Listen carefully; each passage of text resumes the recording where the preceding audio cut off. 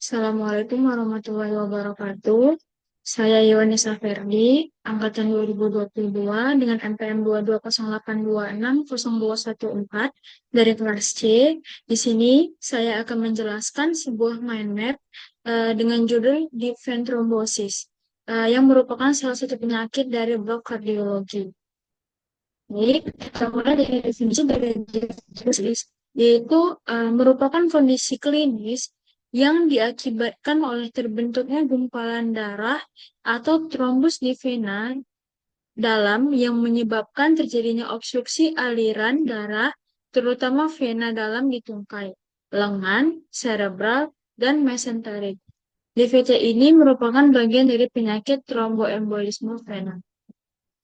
Etiologi dari DVT ini dikenal dengan trias virchow. Yang pertama ada namanya stasis vena. Stasis vena ini terjadi ketika aliran darah terhambat pada kondisi yang seseorang duduk dalam waktu yang lama atau tidak bergerak yang dalam cukup waktu yang lama. Umumnya pada orang yang perjalanan yang jauh, gitu.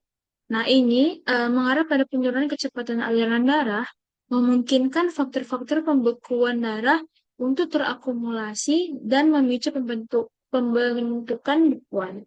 Lalu yang kedua, itu kerusakan pada endotel. Dapat terjadi akibat trauma, pembedahan, atau infeksi.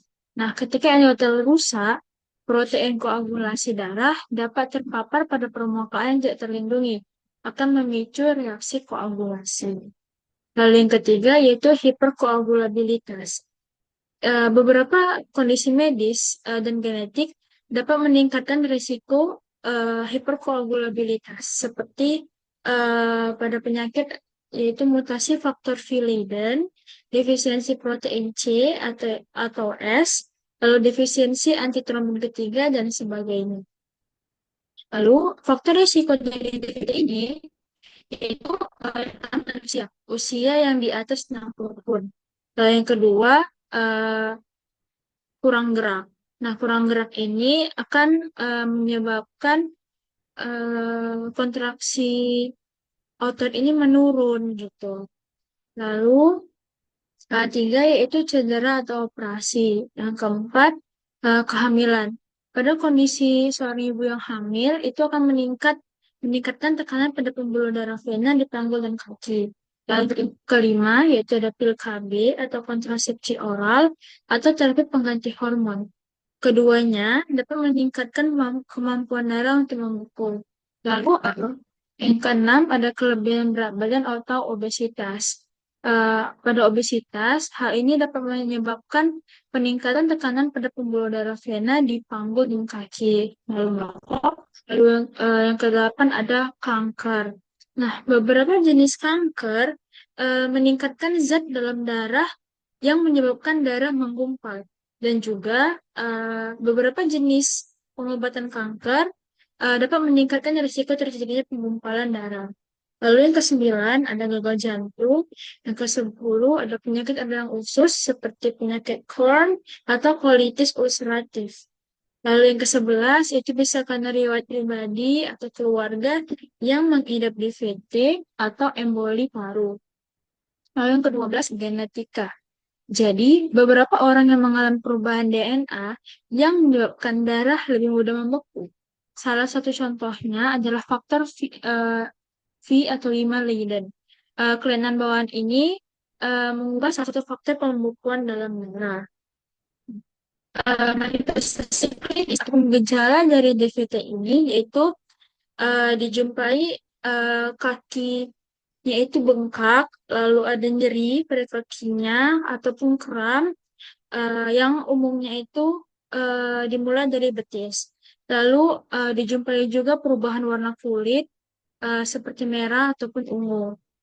Lalu juga eh, dirasa kita saat kita periksa gitu ataupun dirasakan pasien itu ada rasa hangat. Nah, tapi ada juga yang DVT ini tanpa gejala.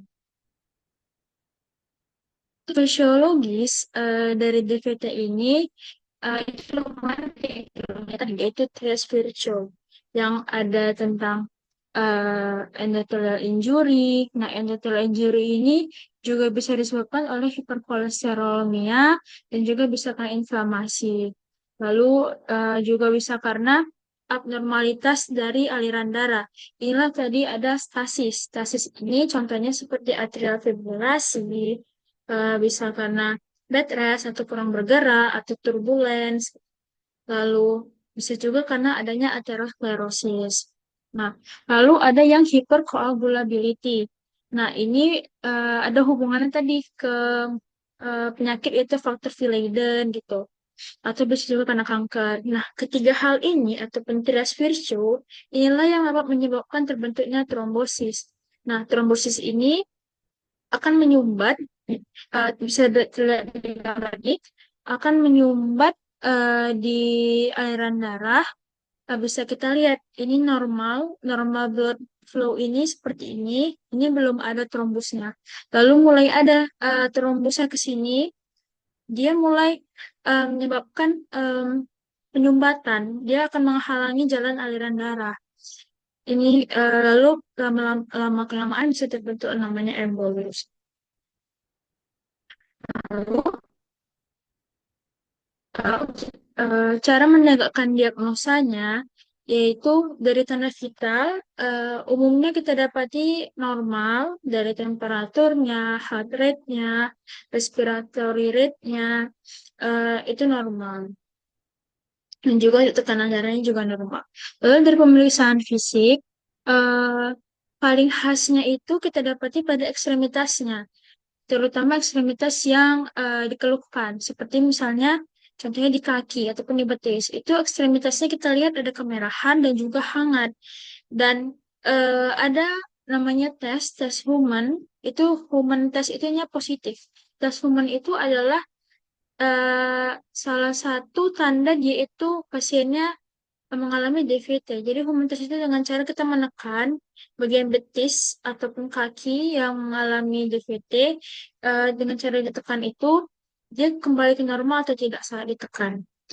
Lalu pemeriksaan penunjang untuk DVT ini kita bisa lakukan pemeriksaan di dimer. Di dimernya ini akan meningkat. Yang eh, normalnya itu lebih lebih dari 500 nanogram per mili. Nah, berarti meningkat di atas, udah di atasnya lagi gitu. Lalu yang kedua bisa juga dengan venografi.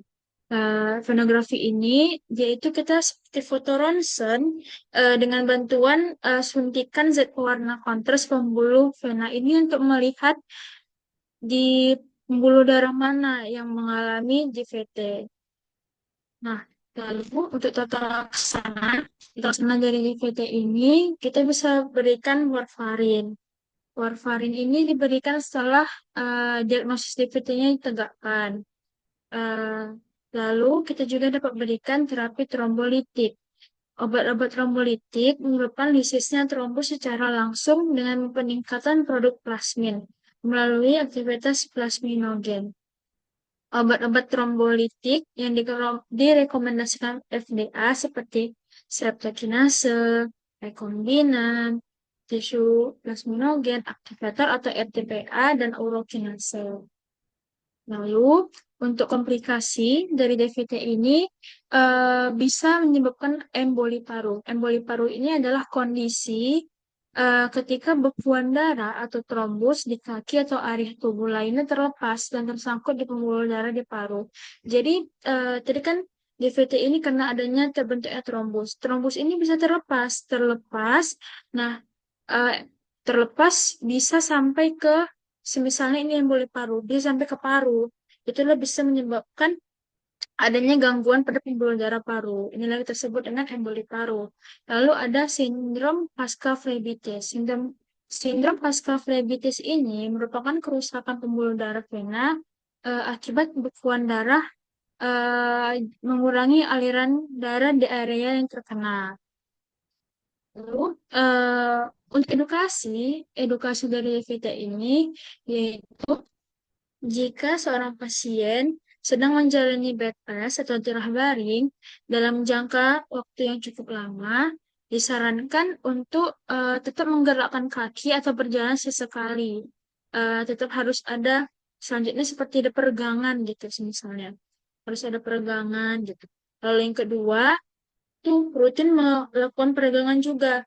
Yang tadi pada saat pasien yang mengalami bed rest, dan ini yang kedua yaitu pada kondisi seseorang yang seperti semisalnya mudik gitu. Mudik itu kan cukup lama, panjang waktu gitu kan. Mungkin berjam-jam atau berhari-hari. Kita hanya duduk saja, tapi ada saatnya kita akan berhenti entah itu ke kamar mandi atau hanya istirahat. Nah, setidaknya gunakan waktu itu untuk lakukan stretching atau peregangan. Lalu, jika sudah ditegakkan DVT, ha- mengonsumsi obat antikoagulan sesuai dengan anjuran dokter. Lalu, mengurangi eh, merokoknya. Lalu juga menjaga berat badan ideal dengan rutin berolahraga serta mengonsumsi makanan sehat dan bergizi seimbang. Ini adalah referensi yang saya gunakan untuk membuat mind map yang berjudul DVT atau Different Thrombosis. Jadi, sekian em, penjelasan dari saya tentang Different Thrombosis dalam bentuk mind map. Eh, Mohon maaf jika ada kesalahan. Assalamualaikum warahmatullahi wabarakatuh.